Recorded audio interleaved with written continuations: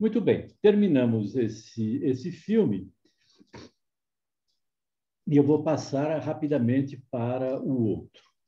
Esse Roger Corman, que nasceu em 1926, está vivo, e que teve um papel enorme na história do cinema americano do pós-guerra e que foi um diretor de gênio, um diretor muito singular. Ele era autônomo, ele fundou, não é, uma companhia de produção, e ele fazia filmes muito rapidamente e filmes muito baratos. Filme destinado a um consumo rápido e a uma rentabilidade boa em relação ao que ele tinha investido, como nós vamos ver. Mas, mais do que isso, ele foi um produtor e um diretor que descobriu uma enorme quantidade de outros diretores que se tornariam os grandes gênios do cinema americano dos anos 1970. Por exemplo, o Coppola, não preciso dizer quem é, O Poderoso Chefão, Apocalipse Now, o Scorsese, que todo mundo conhece, eu pus aqui do lado o segundo filme do Scorsese, que foi produzido pelo Roger Corman, o Jonathan Demme, O Silêncio dos Inocentes, o Peter Bogdanovich, que não apenas a última sessão de cinema, né, Targets, não apenas é um excelente diretor, como um grande crítico e historiador do cinema, o Joe Dante, o James Cameron, do Titanic. Enfim, ele formou toda essa gente que se sente profundamente grata e ligada ao Corman. Tanto é que todos esses diretores sempre dão uma ponta para o Corman aparecer nos filmes dele. Mas ainda o Corman foi o descobridor de grandes atores que se tornaram muito conhecidos. Muitos atores que fizeram belas carreiras e outros que se tornaram estrelas. Um deles é o Jack Nicholson. Vocês vejam nesse filme, o nome do Jack Nicholson aparece bem pequenininho aqui embaixo, porque, é claro, ele não era estrela. E ele vai aparecer, particularmente, em dois filmes notáveis do Corman. Um deles é The Terror, do Boris Karloff, um castelo isolado numa ilha, onde ele aparece vestido, vocês estão vendo à direita, não é, com essa roupa de militar da virada do século XVIII para o XIX, e ele vai aparecer num papel formidável no filme A Pequena Loja de Horrores, que é a Pequena Loja de Horrores, e é um papel numa sequência muito engraçada, no qual ele encarna um cliente masoquista que frequenta um dentista sádico. Vocês estão vendo em cima, é o filme, um dos filmes mais conhecidos do Corman, mais populares, que se transformou em comédia musical e que teve um remake também. Os filmes, esse filme, por exemplo, Death Race 2000, que é um filme de 74, ele também lançou um outro grande ator que fez carreira, vocês estão vendo aqui pequenininho, Sylvester Stallone, e é um filme que se tornou muito popular. E os filmes que ele faz são filmes de monstros para adolescentes. It Conquered the World, por exemplo, ou esse, que é um dos mais célebres, O Ataque dos Caranguejos Monstruosos. Esses filmes, ele fez uma série absolutamente enorme, são 50 e tantos filmes que ele dirigiu, não só produziu, mas dirigiu.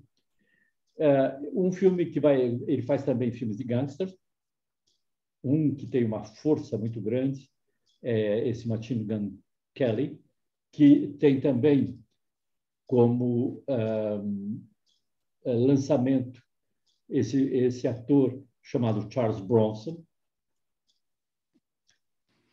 E dois filmes, que eles são tantos os filmes, eu evidentemente não podia trazer todos, mas dois que eu gosto muito.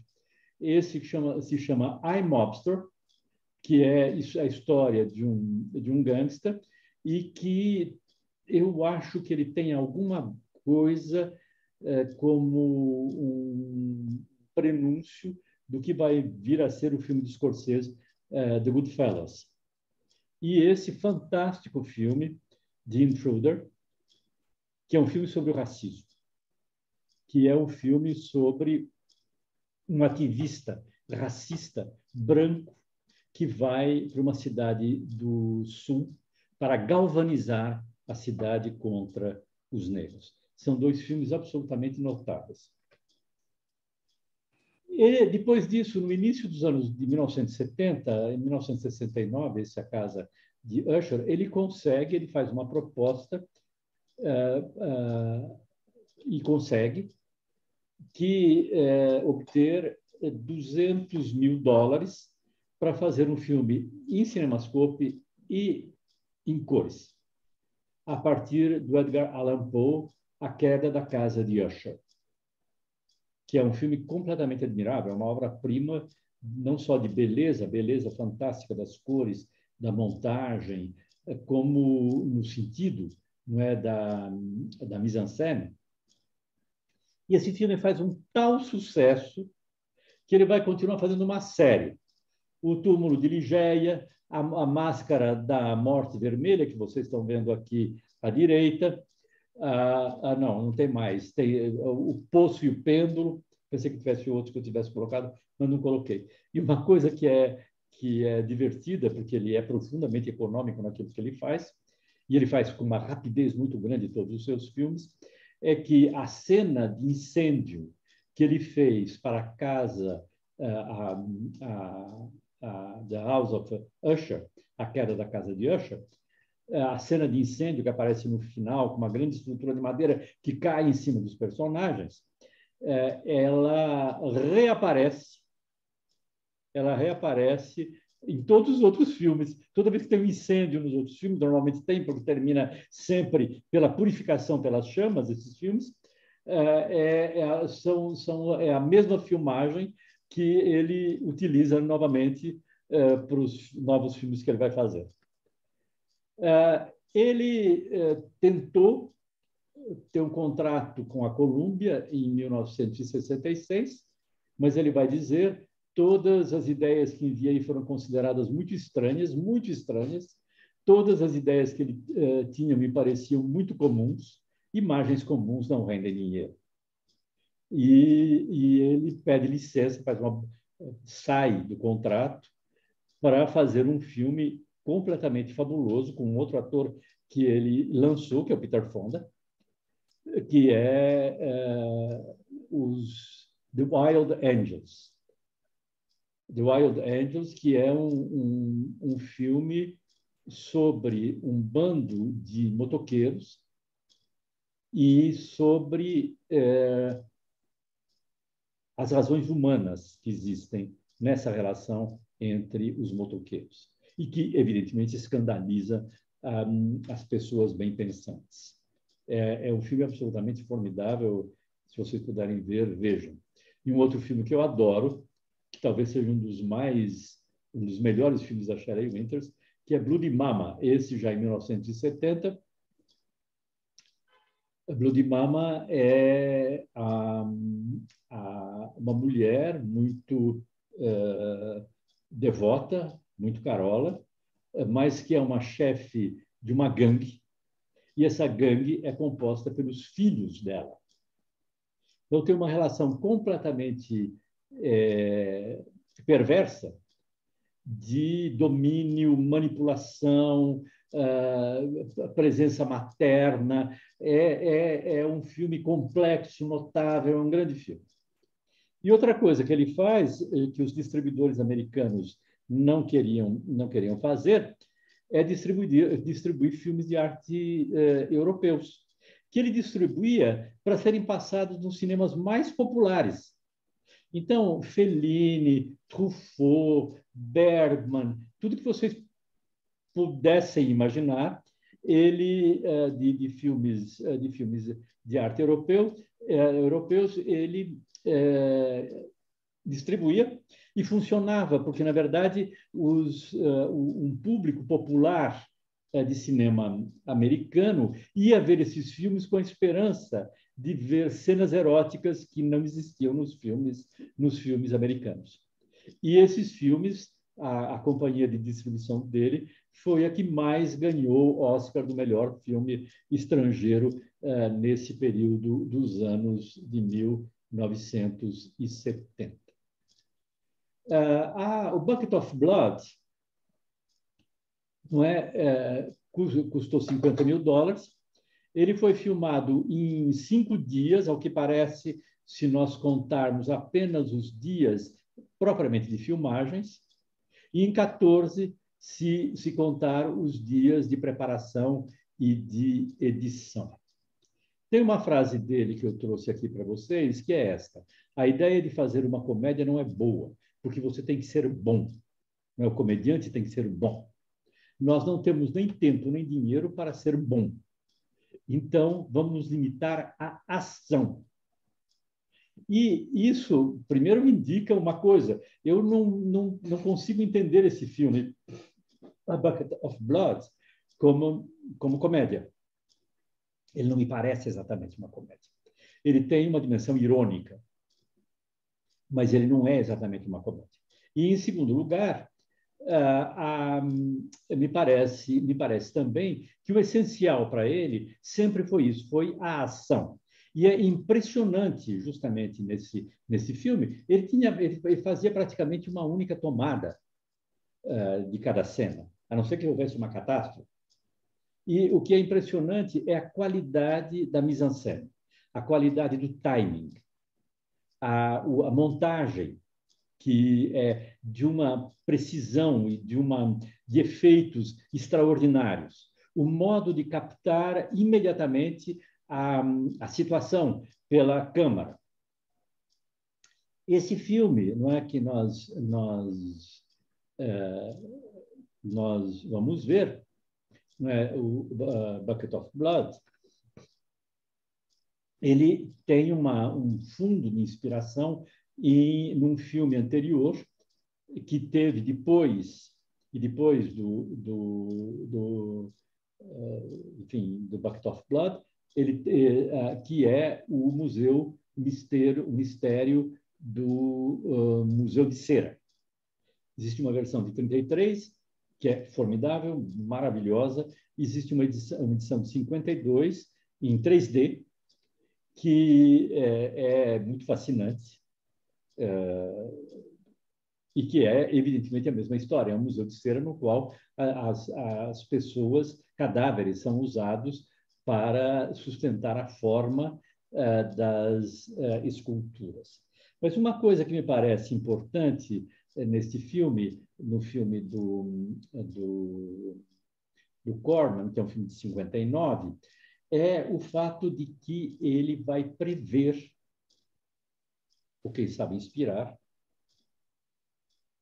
um artista de uma qualidade excepcional que surge lá pelo meio dos anos 60 e que é o Seagal. Eu pus isso aqui num lugar errado. Eu vou voltar depois. O George Seagal, que faz essas esculturas, não é, que tem um sentido crítico da sociedade, esse esvaziamento das cores, porque são esculturas como se fossem feitas em gesso, e, ao mesmo tempo, essa simplificação dos rostos, né, que nos ligam, evidentemente, àquelas esculturas que nós vimos no filme. E que tem essa ideia do compartilhar. Vocês vejam a ideia de colocar essas esculturas numa praça pública, que tem a ideia de compartilhar, não é, com as pessoas, como se fossem outras pessoas, ou como se fossem fantasmas de pessoas. Eu acho muito interessante essa mania que se tem hoje no Brasil de colocar personagens famosos em praça pública, sentados em banco ou de pé, etc. É claro que isso não entra no campo, na dimensão da história da arte. Mas essas figuras têm um papel desse jogo de ambiguidade que eu estava falando para vocês no início sobre nessa relação entre o espectador e a obra. Não é? Uma obra como essa, não é? Parece estar saindo do filme. Ela tem qualidade maior do ponto de vista plástico, mas ela podia estar no filme, né, que nós assistimos. E um outro escultor, que é o Duane Hanson, que aí vai fazer esculturas de uma precisão muito grande, e que abriu o caminho para todos esses escultores, tipo Ron Mueck, tipo Piccinini, que hoje fazem esculturas realistas desse tipo. Eu vi uma retrospectiva dele uma vez nos Estados Unidos e, de fato, é uma coisa extraordinária. É muito mais do que o Museu de Cera, porque tem um acabamento fenomenal e é um mundo que ele critica de uma maneira discreta o tédio da classe média, a vida um pouco esvaziada dessas pessoas. No início, ele fazia obras mais engajadas social e politicamente, o Duane Hanson, e essa, em particular, ele dispôs, que é um ataque, não é, da polícia a um grupo de negros, e que ele dispôs na Flórida, em Miami, ao vivo, né, num lugar, e essas esculturas foram destruídas, né, por pessoas que se revoltaram contra elas. Só sobrou este grupo do policial dando pontapés no negro, que hoje está no Museu da Flórida. É claro que existe no filme uma enorme ironia em relação a essa cultura de vanguarda, a essas poses que são assumidas, o que eram assumidas nos anos de 1950 por esses artistas, como se diz, por esses artistas que se querem na frente, descobrindo tudo. Tem esse personagem, que é o Maxwell, que é uma espécie de profeta-poeta, que aparece, são essencialmente dois ambientes, né, no filme, o bar e o quarto dele. O Maxwell aparece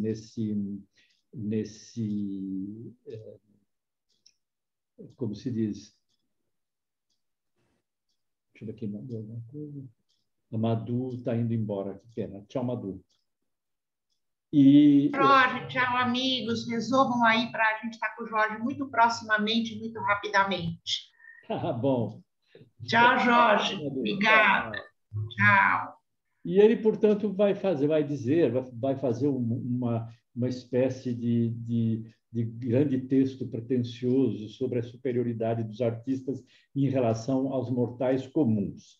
Mas é esse texto, não é, que vai causar uma perturbação no personagem do garçom, não é, o Walter.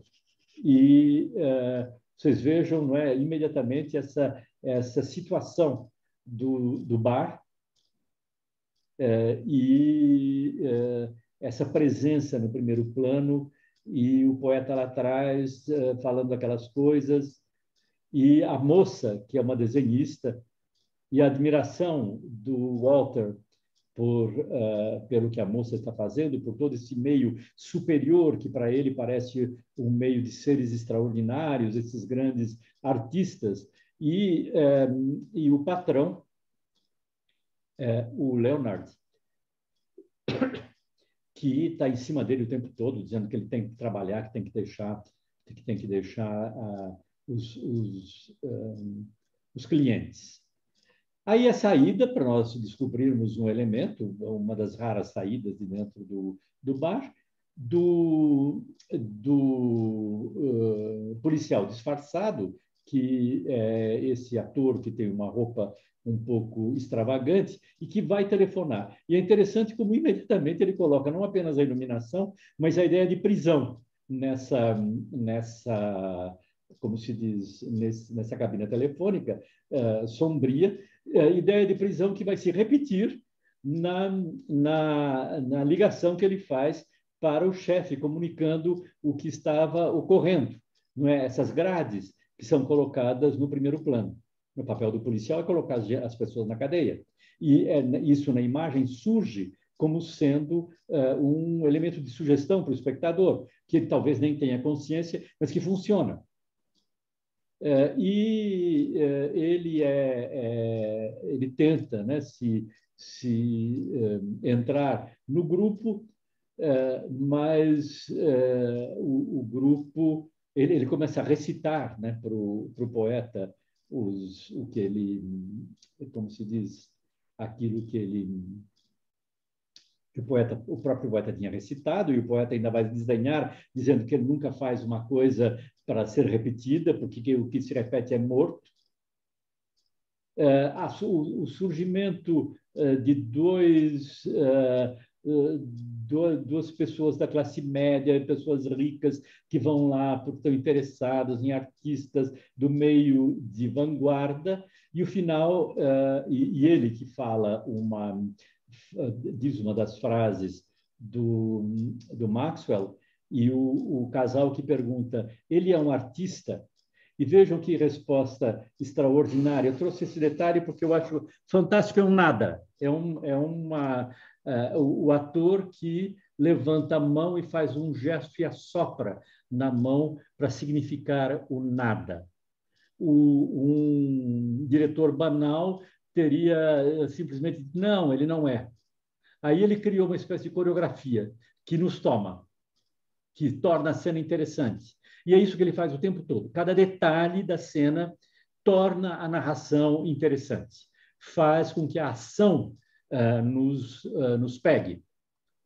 Ele sai, e na saída, essa iluminação de filme no ar, a questão da sexualidade que vai aparecer, ele para e começa a olhar, de maneira meio simpática até, um casal que diz, olha, o que você está olhando? Não é para você. Então, nós temos, de um lado, uma frustração, que é a frustração artística dele, e, de outro lado, uma frustração, que é a frustração sexual. Ele sobe, ele vai para o apartamento, novamente iluminação em contraste, não é? Essa iluminação que nós vimos tanto nos filmes no ar, e a relação materna, não é, da dona do apartamento, que diz para ele, se você fosse meu filho, e que depois vai falar para ele que ele deveria ter uma menina, uma moça, uma namorada para cuidar dele, que é novamente sublinhando essa frustração de ordem sexual. Dentro do apartamento, não é, onde as sombras continuam, ele recebe, e aí tudo se ilumina, a argila. E a tentativa desesperada dele fazer um rosto. Esse rosto que é da Carla, que é a mulher que ele ama, e que ele não consegue. Ele tem essa frase extraordinária, seja o nariz. Essa frustração que se acentua porque ele não consegue fazer da argila um aspecto de rosto, um nariz. E aí, são coisas extremamente simples. E aí o momento de perturbação, não é? A gente precisaria ver, ferve o leite, ele vai pegar a panela quente, ele joga fora, ele se levanta, ele bate com a cabeça na lâmpada, a lâmpada vai fazer um movimento dramático de iluminação e aquele barulho do gato que tinha fugido e que está perturbando e que está por trás da parede, ele vai dizer como é que você foi se meter aí. Parece uma cena de um filme, de uma história, de um conto do Edgar Allan Poe, e, por acaso, ele vai furar o gato, e, ao tirar a placa de gesso, não é? Ele descobre o gato, ele não fez de propósito, ele sente muito, mas deitado e ouvindo novamente aquelas frases que o inspiram, ele vai fazer do gato uma escultura. E ele vai levar, e essa escultura espanta a Carla, que acha extraordinária a escultura, a forma, a verdade que essa escultura transmite. E ele fica todo contente em ser um verdadeiro artista e em ver que as pessoas admiram o gato dele. Né? Imagine o poeta dizendo: eu acho que esta escultura foi o trabalho de um mestre. E todos à volta dele: meu Deus, você tem talento, que coisa fantástica. E ele, que é um menino tímido, um rapaz tímido, descobrindo-se naquele mundo de semideuses que ele queria pertencer. Aí a conversa, né? Você já fez, vai embora. O patrão certamente está envolvido com questões de drogas, e aí a menina que gosta dele e que ele se torna um objeto de atração sexual depois que virou artista, e que vai dar para ele a droga, o que vai fazer com que o policial que estava lá vá até a casa dele. Ele é completamente inocente nessa história da droga, mas tem uma coisa que é formidável nessa sequência, é que antes do policial chegar, ele está com essa frigideira de fazer panqueca na mão. Ela é muito grande e ela tem uma presença o tempo todo na cena. E ela vai reaparecer e vai ser o instrumento, não é, de ataque contra o policial, que ele vai transformar numa escultura. E aqui há uma esperteza, não é, do Corman, a dona como se diz, do apartamento entrando, e esse pano que cobre, não é, uma parte da câmera. Nós temos a impressão que ele colocou o cadáver ali, mas não, ele colocou lá atrás, lá no fundo. O braço caiu e está aparecendo. E aí vem a razão do título, o Bucket of Blood. Ele vai recolher o sangue nessa vasilha. O patrão derrubou o gato e descobriu por um trincado que tinha um gato verdadeiro dentro, que tinha um pelo de gato dentro. E aí entra esses ciclos de canções que dão uma grande unidade a todas as sequências.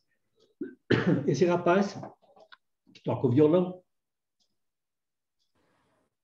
e cujas canções também nesse filme fazem comentários sobre a situação do que está ocorrendo.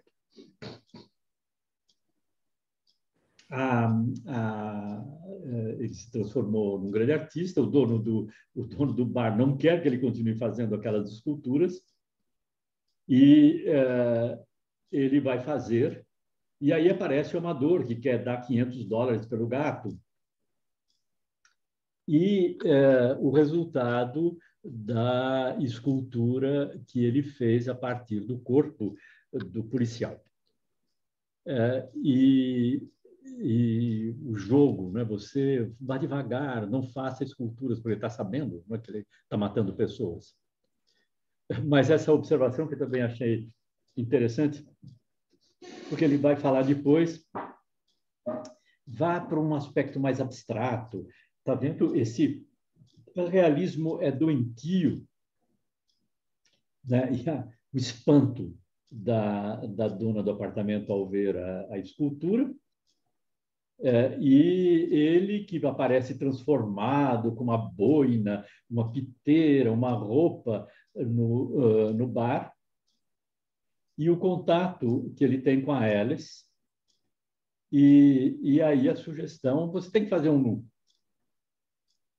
Aí ele decide, não é, fazer o nu, e leva a Alice, que é o modelo, para a casa dele. E toda essa sequência também é muito excelente do ponto de vista do interesse do espectador, é uma sequência erótica, porque ela tira a blusa, ela fica de sutiã diante de nós, depois ela vai para o fundo, mas a presença dela aparece pela sombra projetada e, num dado momento, a mão dela joga uma peça de roupa, talvez uma peça de roupa íntima, no chão, e nós vemos só pelo fundo, é uma sugestão fetichista desse nu que está lá atrás. Aí ela se senta de costas para a cadeira e ele vai utilizar o lenço para estrangular a moça e transformá-la numa escultura. Esse trecho é interessante, não é? A casa aí é o lugar de onde mora o poeta. Eu trouxe porque é esse tipo de vanguardista bicho-grilo, não é, que não come nada que não seja natural, que não come nada que tem todas essas exigências que hoje se fazem de uma maneira que me impressiona muito, né? Isso reaparece no filme algumas vezes como um lado irônico. Aí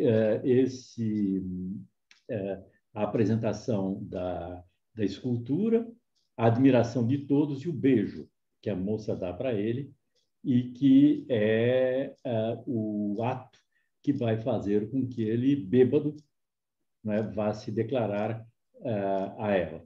Uma situação do Máscara do Chão, é claro, um corpo desnudo que desce a escada. É claro que esse filme tem o tempo todo um jogo de ironia. É irônico do começo até o fim. Mas essa ironia não desfaz a seriedade da narração. Nós somos tomados pela seriedade da narração. Ele está irônico com essas pessoas. Ele está irônico com essa arte contemporânea.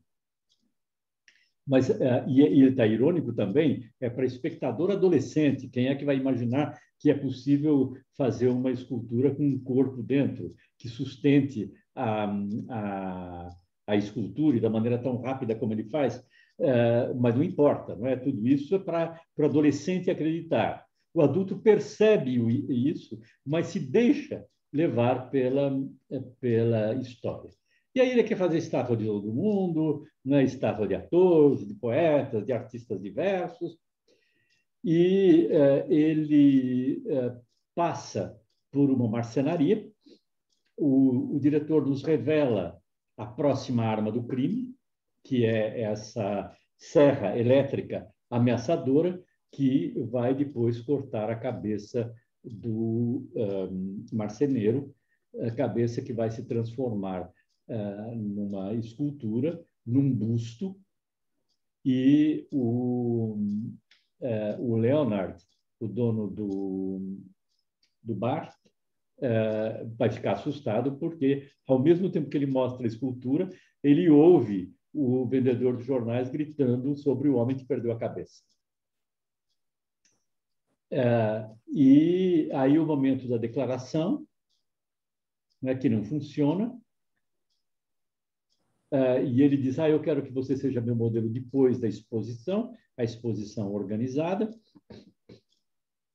e essas obras estão aí, e a discussão, e isso é interessante, porque nesses anos, do final dos anos 50, está havendo a crise da abstração, não é? A abstração passa a ser alguma coisa que não funciona mais, do ponto de vista da criação, e vai surgir novas formas de figuração ou novas formas de realismo, que é isso que o filme está anunciando. O Corman percebeu perfeitamente. E tão precisamente que ele nos remete, sobretudo, ao Segal. Aí a revelação. Dentro da escultura existe uma mulher. Esse jogo de ambiguidades, né? Ela vai ficar, ele vai dizer, sim, tem um corpo dentro da estátua, e isso transformou essas pessoas que não valiam nada, como dizem os poemas do Maxwell, em eternas, a mesma coisa que disse o escultor do filme mexicano. elas passaram a ser eternas, elas estão lá dentro, elas estão vivas como estátuas, esse jogo entre o vivo e o esculpido. E aí o que ela faz é o que não deveria fazer, né? Que é fugir à descoberta do fato que cada uma dessas obras tem um corpo por dentro, ele que vai atrás da Carla, nessa fuga de tipo filme noir, ele volta para ele passa pela marcenaria, o depósito de madeiras, e aí ele começa a ouvir vozes. São as vozes dos mortos que o deixam completamente perturbados.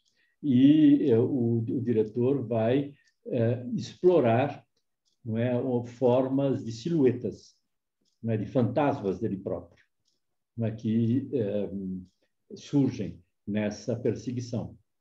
E no meio disso ele introduz um gato que foi por onde tudo aquilo havia começado. A perseguição é excelente e ele volta para o seu apartamento, onde ele se enforca e todos o encontram enforcado, dizendo que é a última obra dele, O Homem Enforcado. E o mais curioso é que havia o projeto de se fazer um manequim dele enforcado, como se ele tivesse se transformado numa escultura ao enforcar-se. Mas o problema é que não deu tempo, porque tudo isso foi filmado muito rapidamente. Se foi filmado em 5 dias, imagine como é que foi o processo de trabalho. E o diretor decidiu colocá-lo enforcado mesmo, sem se transformar numa escultura. Bom, eu espero que a ideia, né, que esses filmes tenham nos ajudado a compreender, ou pelo menos a intuir melhor esse papel um pouco mágico que a escultura exerce sobre o espectador, essa relação entre a reatualização, a presença de alguma coisa que não está ali, o vínculo muito forte com aquilo que é vivo. Então, era isso, e eu gostaria de saber agora o que vocês acharam.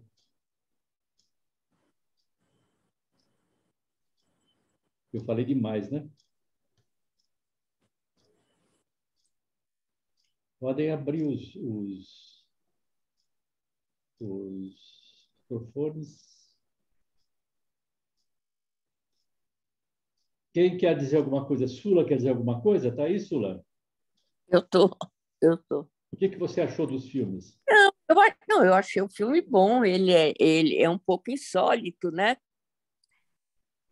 Mas o que eu pensei um pouco que ele faz de uma certa forma uma crítica, né, a todo esse meio, né, ao, como ele é incorporado rapidamente como artista, né, aquela coisa da boina, da roupa, né, Claro. quer dizer, nesse sentido eu achei que tem uma crítica, entende? Não apenas a questão do burguês que vai comprar, mas também ao próprio meio, né?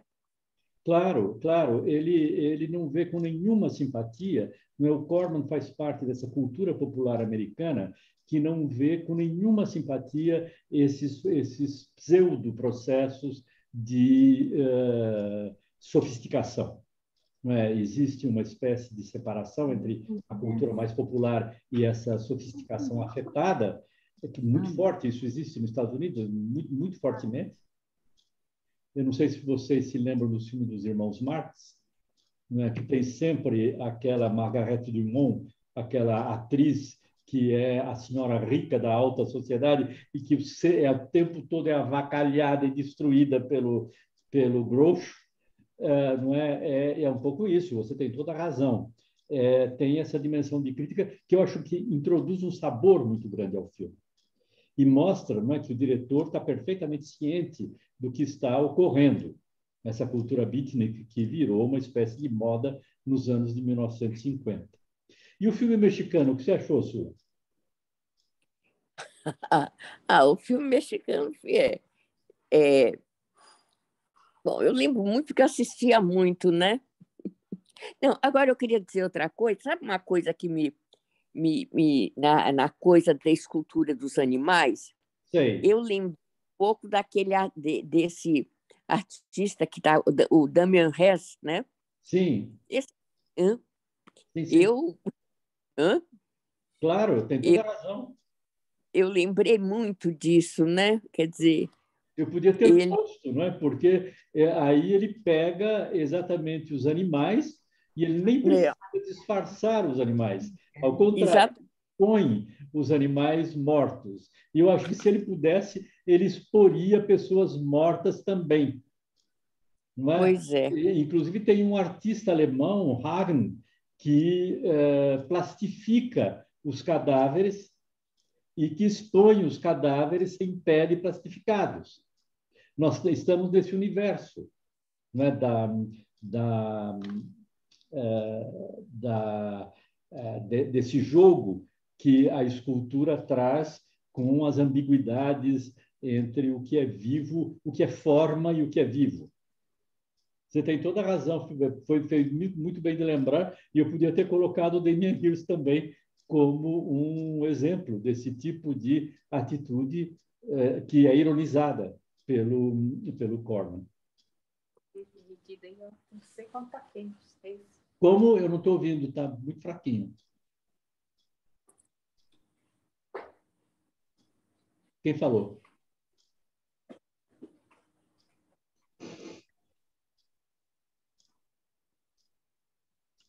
Marcos, quer dizer alguma coisa?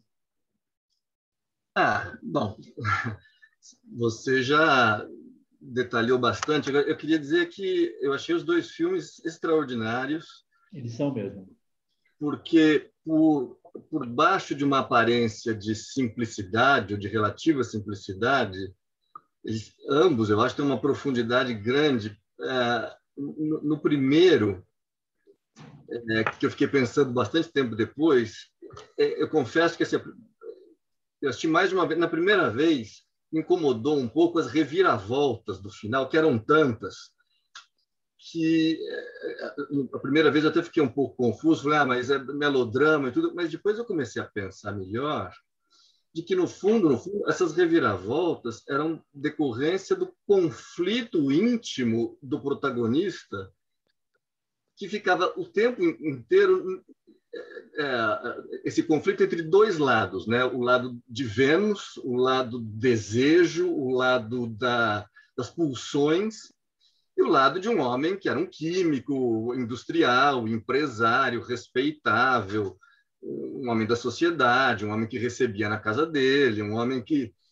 E a cada momento parece que prevalece um lado. Cada reviravolta indica que, num determinado momento, prevaleceu um lado. Ele queria matar a mulher, mas depois ele se arrepende, ele quer matar a amante, porque é a amante que perturba a vida dele, mas depois... E mesmo que...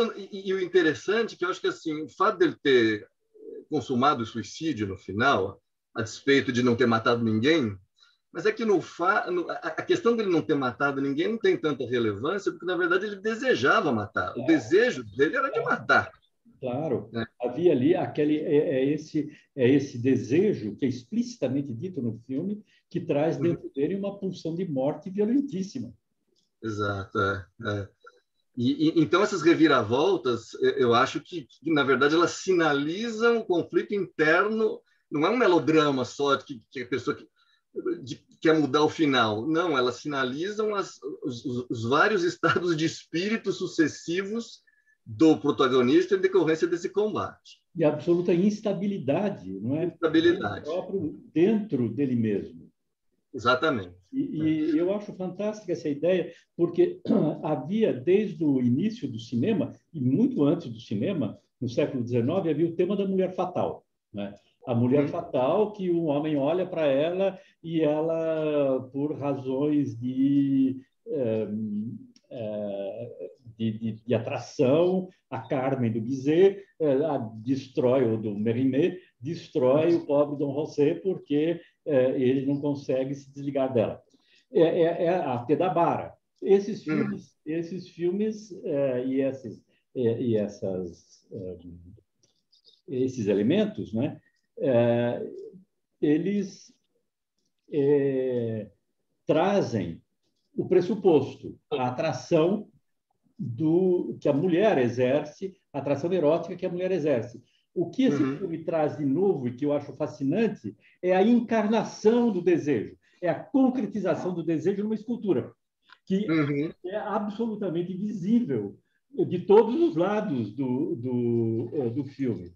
Aquilo que era algo de invisível entre os dois vira alguma coisa de concreto e de visual no filme. Essa, para mim, é uma grande, grande ideia do filme.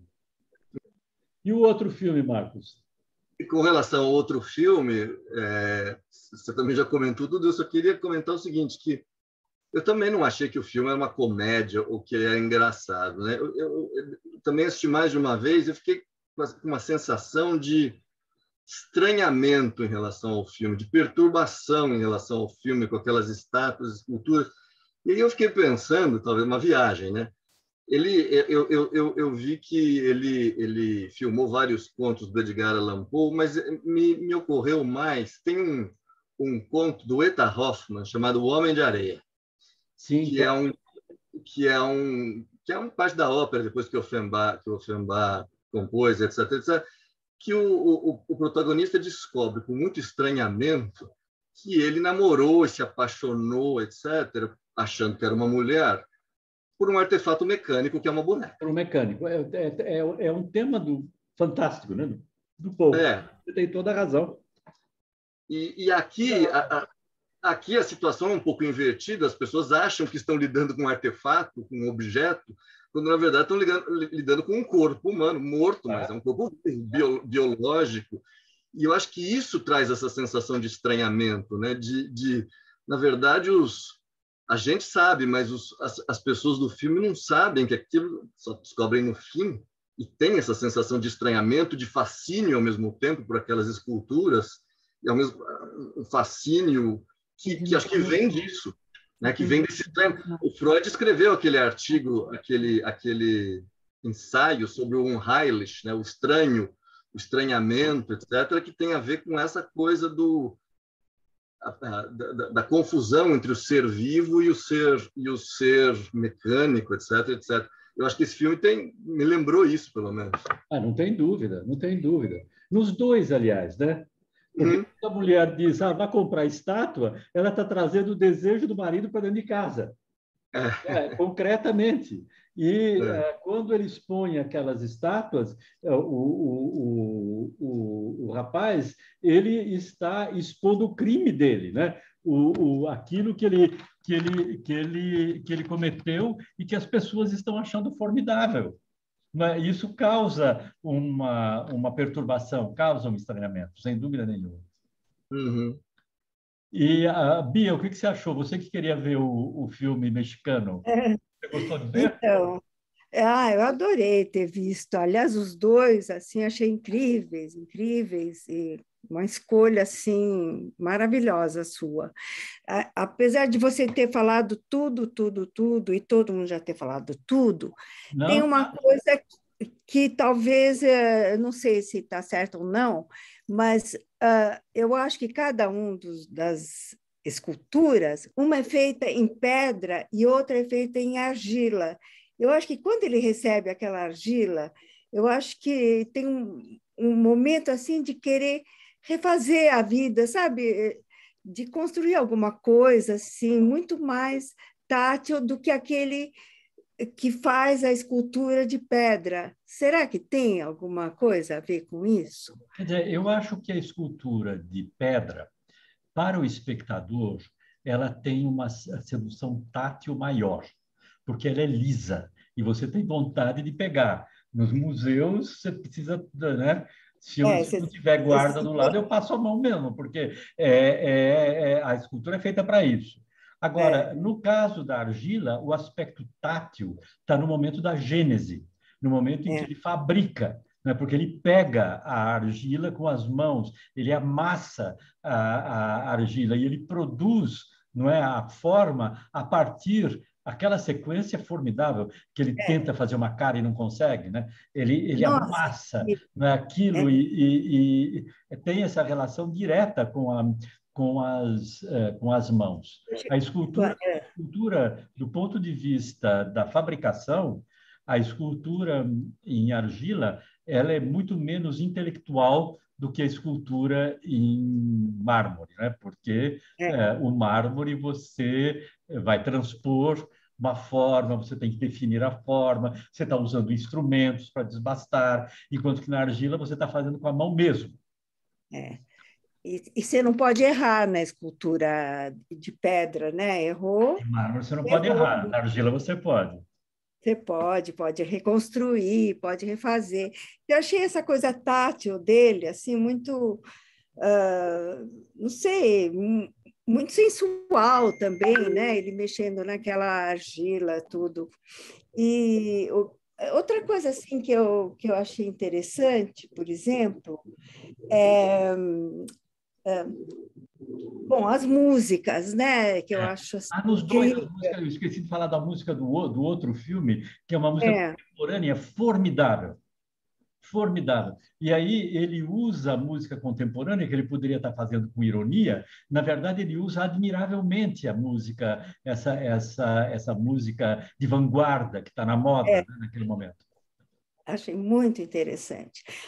Uma curiosidade, Agostinho Lara era daquela época? Era mexicano, né? Aquele Agostinho Lara. Ele era... Ele não era cubano, Agostinho Lara? Não, acho que ele era mexicano, Eu mas acho acho que ele que morava em... eu acho que ele era talvez um. Era daquela época, porque as coisas dele são. As músicas dele são dos anos de 1930 e 40, então é isso mesmo. Mas precisaria verificar, vou verificar no Wikipedia para ter certeza, mas eu acho que é sim, isso eu mesmo. lembrei dele. Jorge, a paixão da vida dele foi a Maria Félix. O do Agostinho Lara? Sim. Eu não sabia, tá vendo? É engraçado, porque é verdade, porque tem muitos filmes que ele fez com ela. Ele era muito feio e ela era maravilhosa, né? Tem aquela célebre música, Maria Bonita, É sobre ela, é? É ela. Que coisa, eu não sabia, não. E né, isso me faz pensar que uma outra diva, estátua do cinema, que é a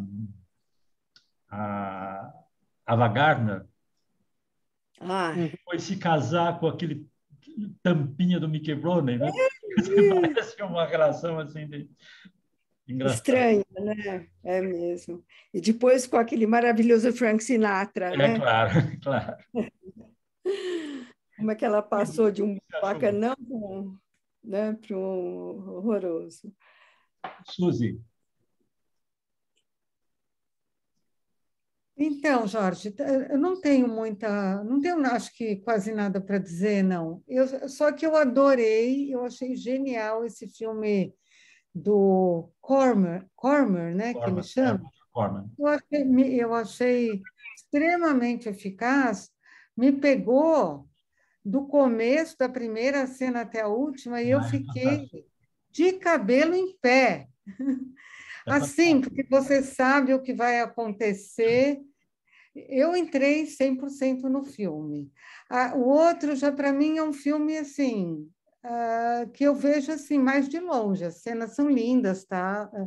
Mas eu não entro muito, sabe? Eu não me envolvo muito nesse tipo de filme. O outro é um melodrama, não é? Claro que é, claro que é.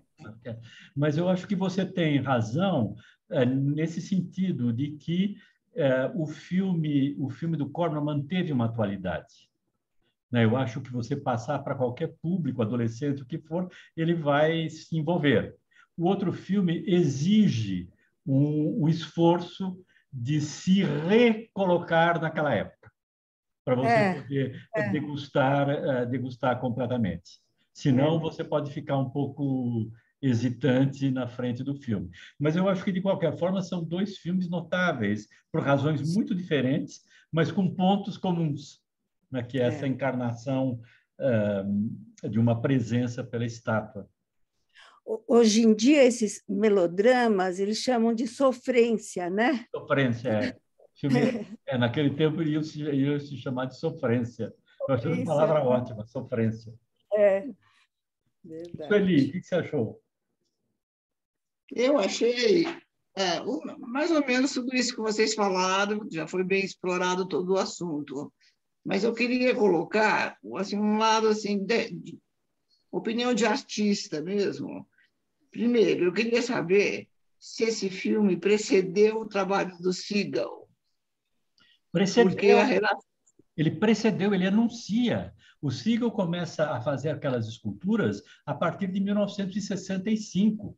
E o filme é de 1959. O filme anuncia o Seagal. Eu acho isso impressionante. Não é? É alguma coisa que certamente devia estar no ar, mas que o cineasta pegou antes do escultor.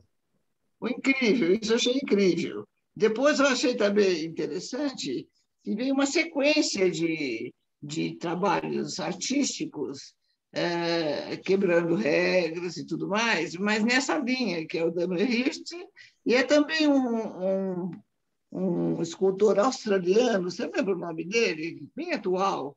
Eu me lembro de uma escultora australiana chamada Piccinini. Não, é um escultor que faz exatamente uma coisa realista, que dava até aflição nas pessoas. Às vezes ele fazia bebês, foi para museu e tudo mais. Eu esqueci o nome. Ron Milk, eu não sei se ele é australiano. Será que não é Ron Milk? Talvez pode ser. Que fazia bebê, tem bebê. Que faz, às vezes, a figura de tamanho desproporcional muito grandes. Ou enormes ou pequenas. Não, é o Ron Milk. Expôs aqui na Pinacoteca. Expôs, na Pinacoteca. Exatamente. Isso remete muito a esses artistas, né? Então, o Dwayne Hanson, que eu mostrei para vocês, foi quem inaugurou toda essa veia que se desenvolveu depois dele. Dwayne Hanson é fantástico. Exatamente, o Hanson, né? E eu achei, então, que foi importante esse filme, porque ele inaugurou uma linha de esculturas que quebrou todos os padrões acadêmicos, né? É claro, claro. Como é que foi na época? Como é que foi na época? Como é que foi na época? Eu não lembro desse filme. Eu acompanhei, eu sei muito, quer dizer, acompanhei, vi muito filme, não lembro desse filme. Olha, eu também não me lembro de ter visto esse filme na época, Sula. Eu vi depois. Mas, pelo que consta, foi um filme que fez um sucesso enorme. Era um filme que passava em tudo quanto era cinema popular nos Estados Unidos. E que rendeu muito dinheiro, a tal ponto que ele decidiu, em seguida, usando os cenários que ele usou, já haviam sido usados por um filme precedente. E ele usa os mesmos cenários para fazer esse filme formidável, que aí é uma verdadeira comédia, que é como é que chama, Marcos? A Pequena Loja... Como é que é? De horrores? Pequena Loja de Horrores, que é um filme também excelente, mas foi o sucesso desse filme que levou a fazer esse outro filme mais ou menos no mesmo gênero, só que muito mais cômico. Solange, você não falou nada até agora. Então, todo mundo já falou tanta coisa, mas primeiro, como eu não conhecia, já tinha ouvido muito falar da Maria Félix, mas eu fiquei absolutamente magnetizada pela beleza dela, é uma coisa. E tão pouco conhecia sobre o cinema, essa idade de ouro do cinema mexicano, e me surpreendeu muito positivamente ver aquelas cenas belíssimas, esses enquadramentos, todo esse cuidado técnico que você apontou durante a sua explanação. E achei muito interessante o que o Marcos falou a respeito a respeito do personagem principal, que numa leitura psicanalítica ele estaria entre o mundo do desejo, o mundo da realidade. Daí eu fui pensar enquanto o Marcos falava, eu achei que tem muito a ver essa questão, né? A Sula saberia explicar melhor do que nós todos aqui o conflito entre a realidade e o desejo, né, Sula? Assim, acho que, enfim, tem tantas coisas que já foram mencionadas e achei muito interessante o segundo filme, achei assim, e eu achava que viesse um melodrama, eu achei que fosse o tema, e de repente eu fui ficando surpresa, como a Suzy falou, o filme foi me pegando, foram belíssimas escolhas. Mas essa questão da psicanálise, que era alguma coisa que estava na moda no cinema americano logo no pós-guerra, portanto, no momento em que esse filme está sendo feito no México, eu acho que ele não tem dúvida que ele não é, ele é uma pessoa sem dúvida da cultura e conhecia a psicanálise.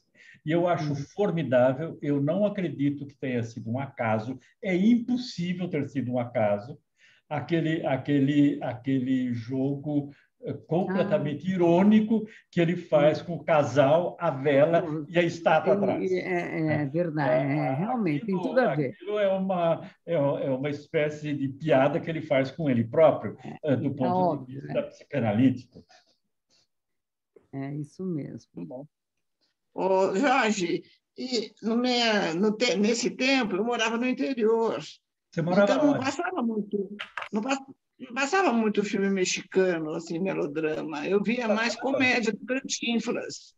Eu gostava das comédias do Cantinflas. Eu também morava no interior, Sueli, e passava muito filme mexicano.